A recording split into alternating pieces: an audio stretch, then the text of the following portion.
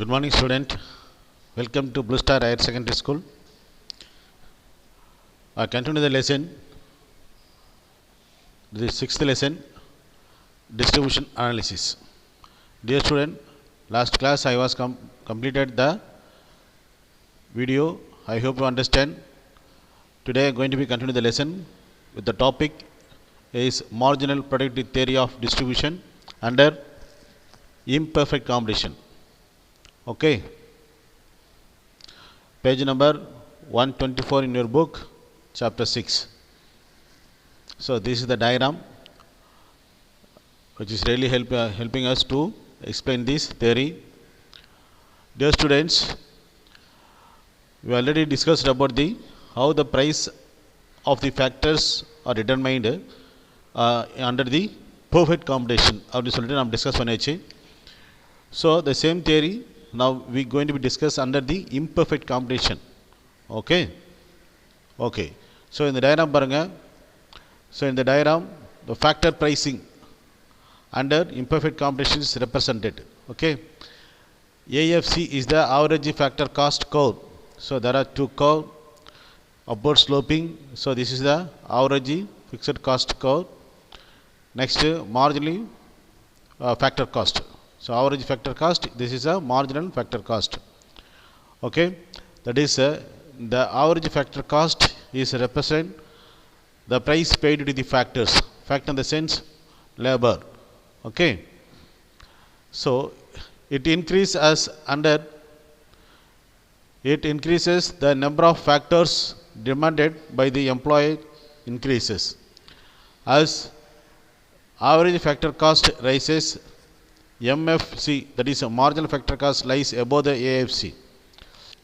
So my dear student, so this is the line represent for there is a reward paid to the factors. Okay, if that line continuously upward because of the increasing the more employees. Okay, next it represents the marginal cost, that is MFC. It represents the marginal factor cost paid to the factors. So employment of the factor at the point. So this is the area. You know already very well the equilibrium conditions. So that is MR is equal to MC. பார்த்தீங்க சொன்னால் அதுதான் வந்து ஒரு விஷயத்தை ஒரு நிறுவனத்துடைய ஒரு ஃபேர்முடைய R இண்டஸ்ட்ரியோடைய equilibrium conditions சொல்லுவாங்க இல்லைங்களா. Here at the point of Q. So see the diagram here at the point of Q where MFC, marginal factor cost, equal to, that is a marginal revenue that is factors. Okay, where the employers attain his maximum profit and so he stop employment of the factors at the point. So this is the point and this is the factor price. Okay, so this is the number of labor for working for the that is factor price up to this. Okay, here the firm attain equilibrium, so the employer stop attain that is engaging further factors in the production process because there he attain the equilibrium. Okay, so next பாருங்க, but the average cost paid பாத்தீங்க சொன்னா இங்க தான் இருக்கு இல்லையா. So that is a NRSO தான் பார்த்தீங்கன்னா average cost paid அதுக்கு ஃபேக்டர்ஸ் கொடுக்குறாரு. அண்ட் ஆவரேஜ் ரெவன்யூ அப்டைன்டு அவருக்கு கிடைக்கிற ஆவரேஜ் ரெவன்யூ பார்த்தீங்க சொன்னால் so this much that is NQROP NQன்னு சொல்லலாம், அதாவது இந்த அளந்து. ஸோ இங்கே ஏன்னா ஆவரேஜ் ரெவன்யூ கோர் இங்கே வந்து பாருங்கள் இல்லை இந்த ரெட் லைன் பார்த்தீங்கன்னா அது ஆவரேஜ் ரெவன்யூ, அந்த அளவுக்கு ஒரு வருமானம் வருது. ஓகேங்களா. ஸோ வரும்போது பட் என்ன பண்ணுறாருங்க, இந்த அளவு தான் NR இந்த லெவலில் தான் அவருக்கு பெய்டு பண்ணுறாரு. பட் அவருக்கு வர வருமானம் பார்த்தீங்கன்னா NQROPன்னு சொல்லலாம். ஓகேங்களா. So total revenue obtained is, so பார்க்கும்போது அவர் டோட்டலாக அவர் கிடைக்கிற ரெவன்யூ பார்த்தீங்கன்னு சொன்னால் தட் இஸ் NQPO, அதாவது NQPO அதான் டோட்டல் ரெவன்யூ. ஸோ அந்த பார்த்தீங்கன்னு சொன்னால் இப்போது therefore exploitation per unit of factor is, இப்போ என்ன பண்ணணும்னு சொன்னால் இந்த அளவுக்கு வருமானம் வருது. see the cursor பாருங்க, QN என்ற அளவுக்கு வந்து வருமானம் வருது அவருக்கு. பட் அவர் கொடுக்குற காஸ்ட் பே பண்ணுறது பார்த்தீங்கன்னா மக்களுக்கு பே பண்ணுறது வந்து ஃபேக்டர்ஸ்க்கு NR தான் அப்படிங்களா. அப்போ வந்து QR, அந்த QR வந்துன்னா இது எக்ஸ்ப்ளாய்டேஷன் பண்ணுற ரேட்டு இல்லை, எந்த அளவுக்கு எக்ஸ்ப்ளாய்டேஷன் பண்ணுறாரு பாருங்கள் அவர். So but the total number of factor is ON. டோட்டலாக இதான் ON number of factors work பண்ணுறாங்க. thus the total exploitation of the factor by the employee is RQ into SR. RQ into SR னா RQ அப்படின்னு சொல்லலாம். RQ into SR ரெண்டு multiply பண்ணும்போது நமக்கு வந்து PQRS அது ஷேடட் ஏரியா நமக்கு கிடைக்கும். thus under imperfect combination பார்த்தீங்கன்னு சொன்னால் factor is exploited at the equilibrium position. அதாவது இம்பர்ஃபெக்ட் காம்படிஷனில் ஃபேக்டருக்கு நியாயமாக கொடுக்க வேண்டிய அந்த ஊதியத்தை கொடுக்காம அந்த ஆவரேஜுக்கு ரெவன்யூக்கு கீழவே என்ன பண்ணுறாங்க, அவங்க ஊதியம் கொடுக்குறாங்க. ஓகேங்களா. ஸோ அதனால் மேக்ஸிமம் அவங்க வந்து ஃபேக்டர்ஸ் வந்து எக்ஸ்ப்ளாய்டேஷன் பண்ணப்படுது அப்படின்றது தான் வந்து பார்த்தீங்கன்னா இந்த தேரியில் இம்பர்ஃபெக்ட் காம்படிஷனில் நம்ம ஃபேக்டர் டிட்டர்மைன் பண்ணுறது. ஓகே. ஸோ அதில் கிரிட்டிசிசம் இருக்குது பாருங்கள்.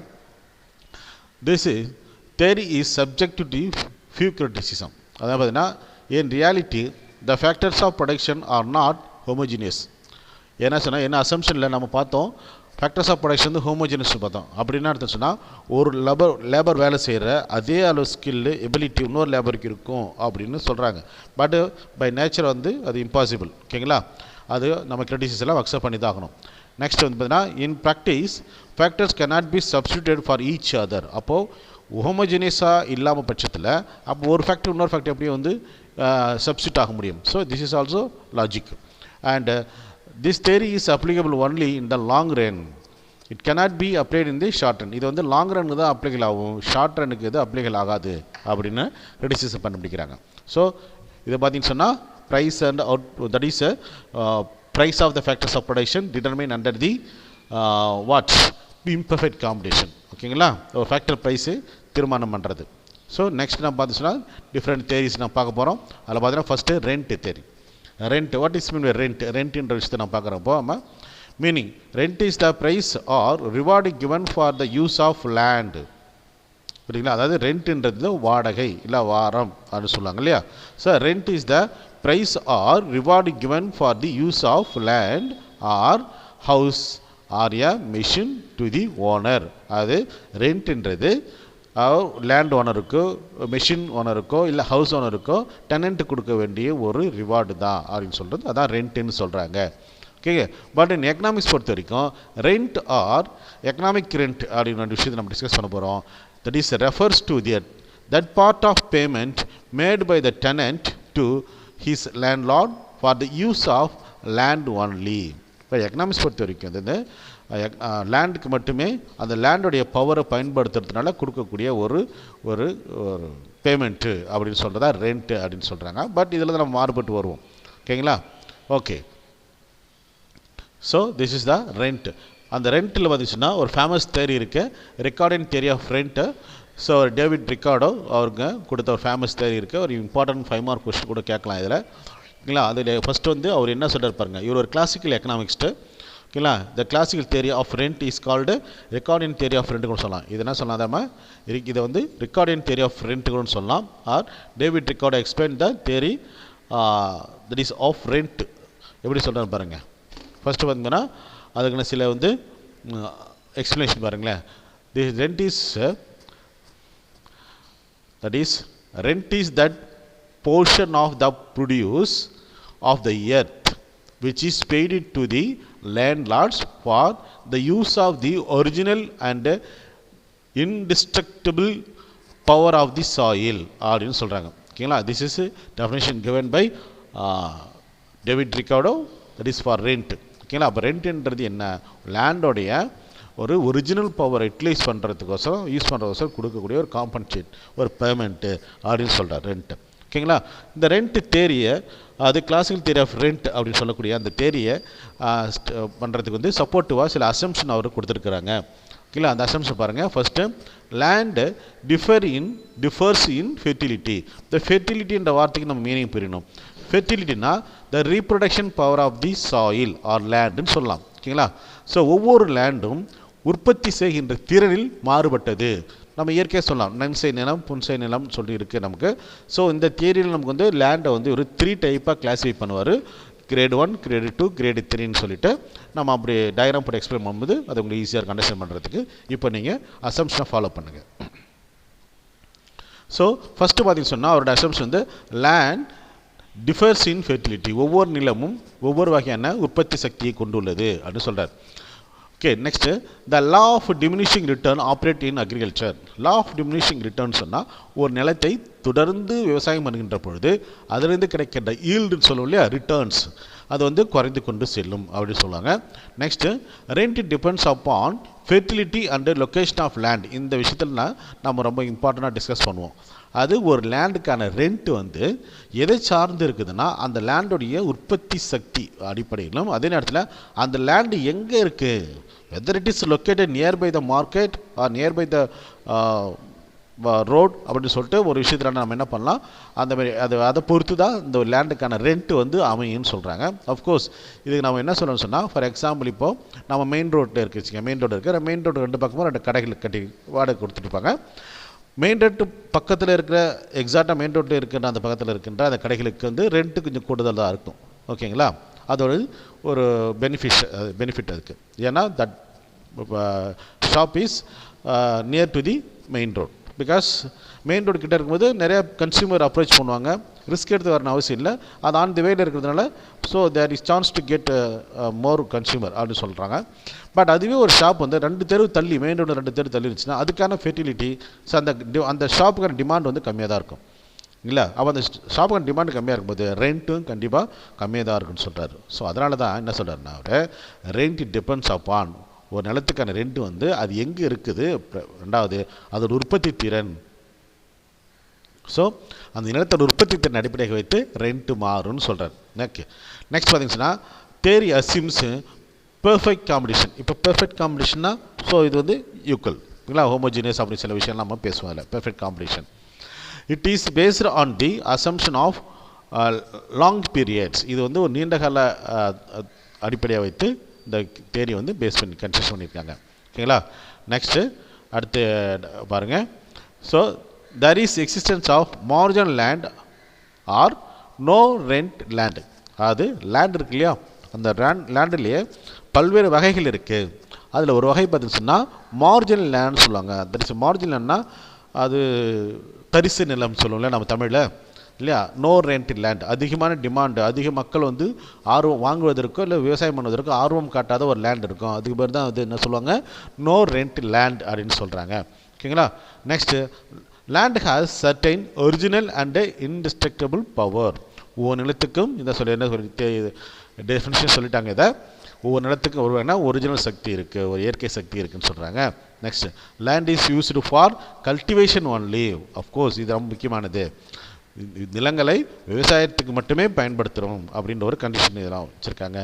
Next most fertile land are cultivated first. அது நன்சை நிலம் சொல்லக்கூடிய எந்த சிரமமும் இல்லாமல் ரொம்ப ஈஸியாக விவசாயம் பண்ணக்கூடிய நிலத்தை தான் மக்கள் முதல்ல விவசாயம் பண்ணுறாங்க, விவசாயத்துக்கு பயன்படுத்துகிறாங்க அப்படின்ற ஒரு அனுமானங்களோடு, தட் இஸ் அசம்ஷனோடு இவர் தேரியை வந்து ஸ்டார்ட் பண்ணுறார். ஓகேங்களா, good. This is called Ricardian theory of rent. These are the assumption for the rent theory. So statement of the theory with the illustration சொல்லலாம். அதாவது டேவிட் ரிக்கார்டோ அவருடைய தேரியை எக்ஸ்பிளைன் பண்ணுறதுக்கு என்ன பண்ணுறாங்கன்னு சொன்னால் ஒரு மக்கள் குடியேற்றம் அப்படின்ற ஒரு விஷயத்தை வந்து ஃபாலோ பண்ணுறாங்க. அது ஒரு தீவு பகுதிக்கு மக்கள் முதல் குடியேறுகின்ற பொழுது how they behave with the existing land அப்படி சொல்கிறப்படி தான் நம்ம பார்க்குறாங்க. ஓகேங்களா, ஸோ நல்லா கேர்ஃபுல்லாக கொஞ்சம் வீடியோ கவனிங்க.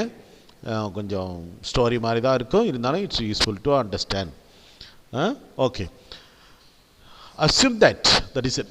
David Ricardo assumed that people go to a newly discovered island and settled down there. புரியுங்களா, அதாவது மக்கள் என்ன பண்ணுறாங்க, குறிப்பிட்ட மக்கள் புதிதாக கண்டுபிடிக்கப்பட்ட ஒரு தீவுக்கு போயிட்டு என்ன பண்ணுறாங்க, தங்குறாங்க.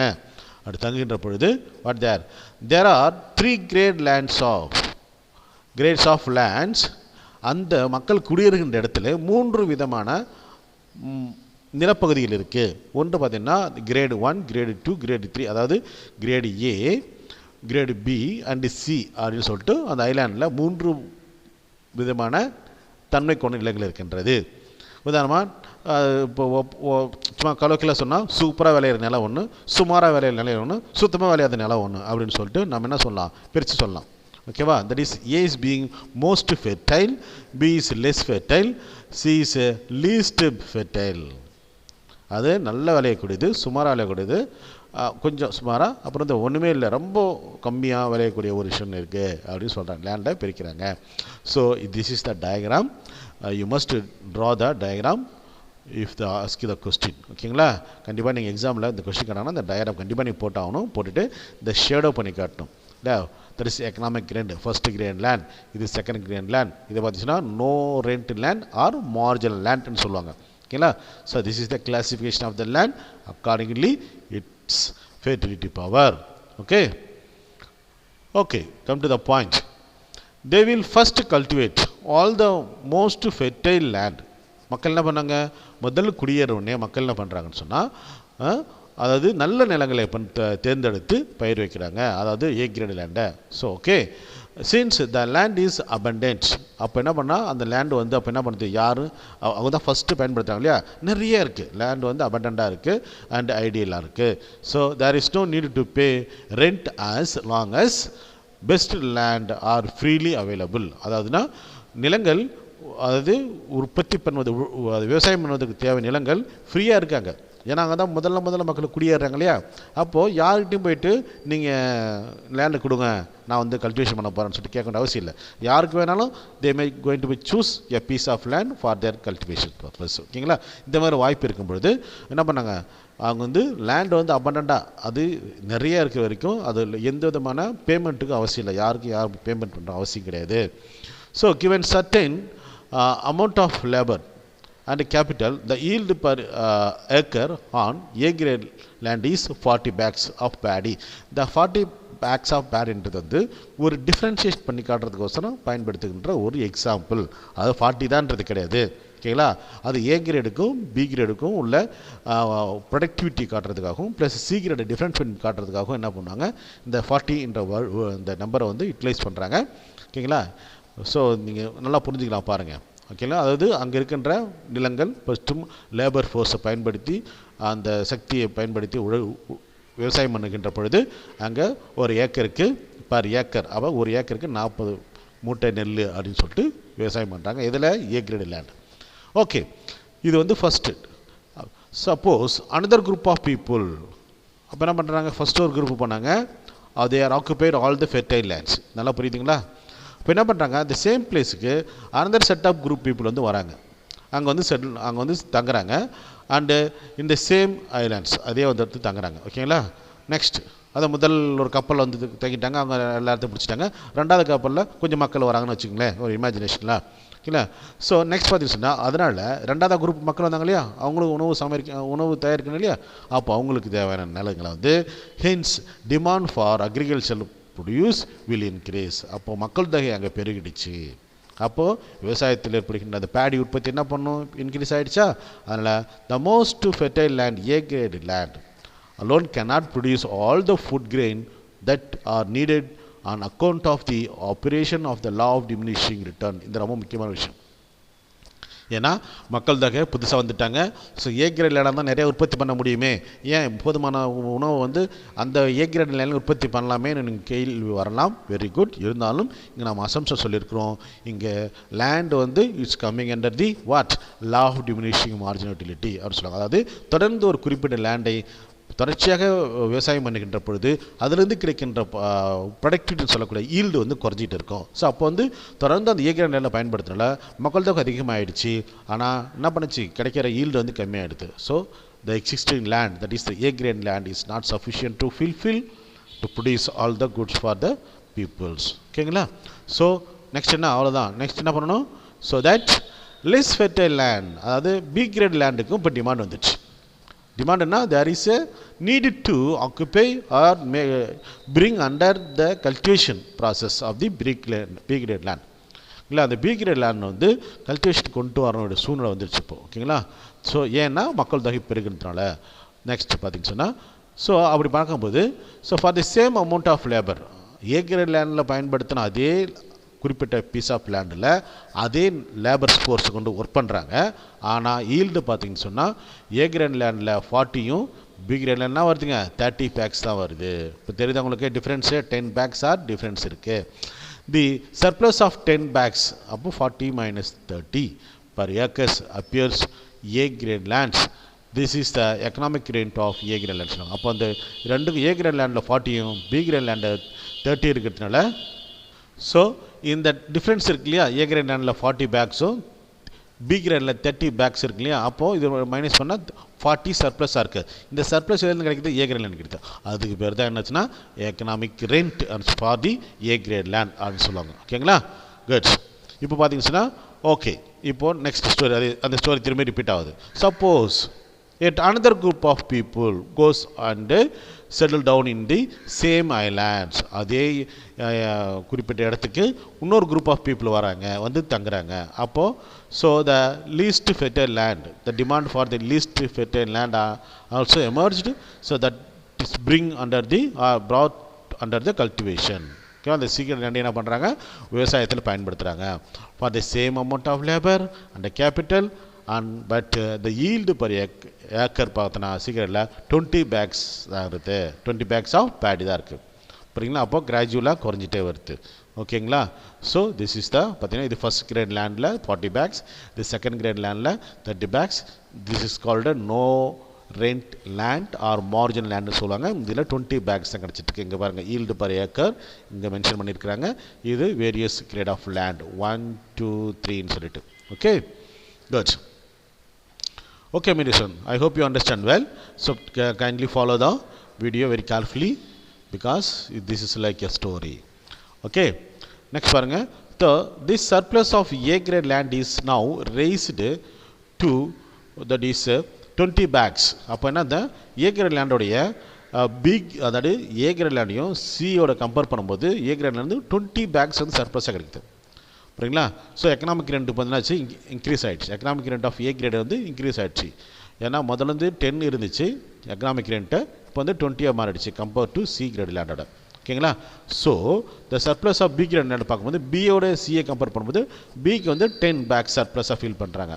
ஸோ இதுதான் சுச்சுவேஷன். இப்போ பார்க்கும்போது இந்த அபவ் இல்லஸ்ட்ரேஷன் மேலே சொன்ன எக்ஸ்பிளனேஷன் எப்படி பார்க்கும்பொழுது சி கிரேட் லேண்டில் பார்த்தீங்கன்னு சொன்னால் cost of production is just equal to the price of its produce and therefore does not yield any rent அப்படி சொல்கிறாங்க. அதாவது ஏ கிரேட் லேண்டுக்கும் ரெண்ட் கிடைக்கும், பி கிரேட் லேண்டுக்கும் ரெண்ட் கிடைக்கும். ஆனால் சி கிரேட் லேண்டுக்கு ரெண்ட் கிடைக்காது. ஏன்னா சி கிரேட் லேண்டில் என்ன ஒரு செலவு பண்ணுறோமோ அதுக்கான வரவு வருது, சர்ப்ளஸ் எதுவும் கிடைக்கல அப்படின்னு சொல்கிறாங்க. அதனால் இந்த சீக்ரெட் லேண்டை வந்து no rent land or margin லேண்டுன்னு சொல்கிறாங்கன்னு அர்த்தம். புரியுங்களா? ஸோ இங்கே பாருங்கள், இப்போ C grade land is called margin land or no rent land சொல்கிறாங்க.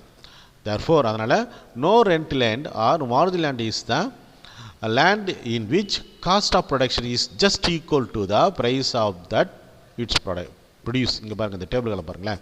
இப்போ ஏ கிரேட் லேண்டில் ப்ரொடக்ஷன் வந்து பார்த்தீங்கன்னா பேக்ஸ் வந்து 40 பேக்ஸ் வருது. சர்ப்ளஸ் பார்த்துட்டு சொன்னால் ஸோ 40 minus 20. ஏன்னா இங்கே இந்த 20 எங்கே பார்த்தீங்கன்னா இந்த சி கிரேட் லேண்டோடைய ஈல்டு. பி கிரேட் லேண்டோடைய சர்ப்ளஸ் பார்த்தீங்கன்னா 10. சி கிரேட் லேண்டுக்கு நோ 20 minus 20 0. ஸோ அதனால் வந்து என்ன சொல்கிறாங்க, அது வந்து நோ கிரேட் லேண்ட் சொல்கிறாங்க. The land which yield rent is called intra margin land. என்னது இன்ட்ரா மார்ஜின் லேண்ட் சொல்கிறாங்க. Therefore rent indicates the differential advantage of the superior land over the margin land. அப்போ என்ன சொல்கிறாங்க, ரெண்ட்டு எதுக்கு வரும் அப்படின்னு பார்க்கும்போது இது வந்து ப்ரைஸ் அண்ட் பேஸ்டு ப்ரைஸ் கிடையாது, இருந்தாலும் த டிஃபரன்ஷியல் அட்வான்டேஜ் இல்லையா. அப்போது அதுதான் வந்து அந்த அதன் அடிப்படையில் தான் ரெண்ட்டு ஒரு நிலக்கு கிடைக்கும்னு சொல்கிறாங்க. ஒரு நிலத்துக்கு இப்போ ஏ கிரேட் லேண்டுக்கு ரெண்ட் கிடைக்குது, சி கிரேட் லேண்டையாக ரெண்ட் கிடைக்கலன்னு சொன்னால் ஏ கிரேட் லேண்டையும் சி கிரேட் லேண்டையும் கம்பேர் பண்ணும்போது ஏ கிரேட் லேண்டோட உற்பத்தி அதிகமாக இருக்குது, சி கிரேட் லேண்டோட உற்பத்தி கம்மியாக இருக்குது. அது உற்பத்திக்கான செலவும் உற்பத்தியான வரவும் செலவும் சமமாக இருக்குது சி கிரேடில்.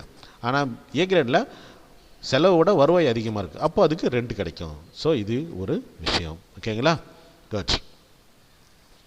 நெக்ஸ்ட் பார்த்தீங்கன்னு சொன்னால் so this is the diagram.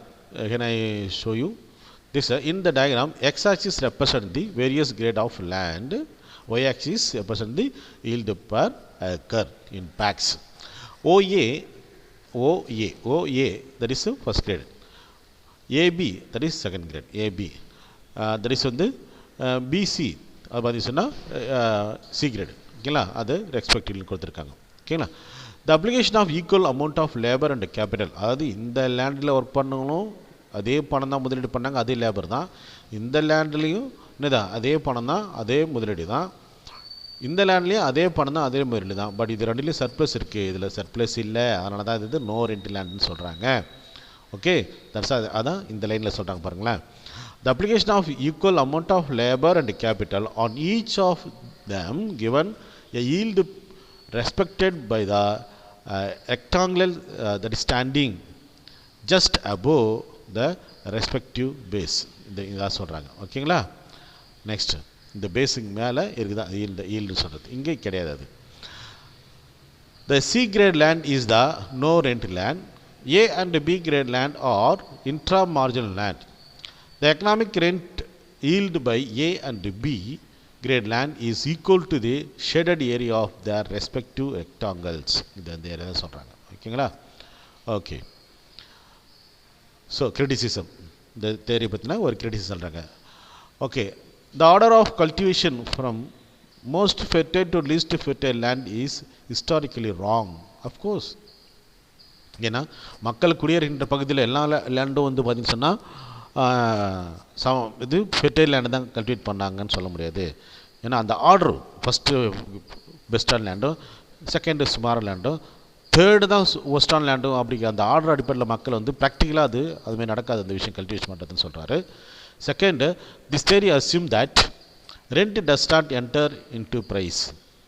இந்த பொருளோட விலைக்கும் ரெண்ட்டுக்கு சம்மந்தம் இல்லை. But in reality rent enter and the price. ஆனால் இயற்கை என்ன சொன்னால் ரெண்ட்டு வந்து ப்ரைஸில் இம்பேக்ட் பண்ணும் அப்படின்னு சொல்கிறாங்க. Okay my dear student, this is the criticism for this theory. Okay, okay my dear student, I will stop this video with this topic because this is very important 5 mark question. I give sufficient time for understanding this video for your favor, and I continue the video from the next topic. Thank you my dear student, have a nice day.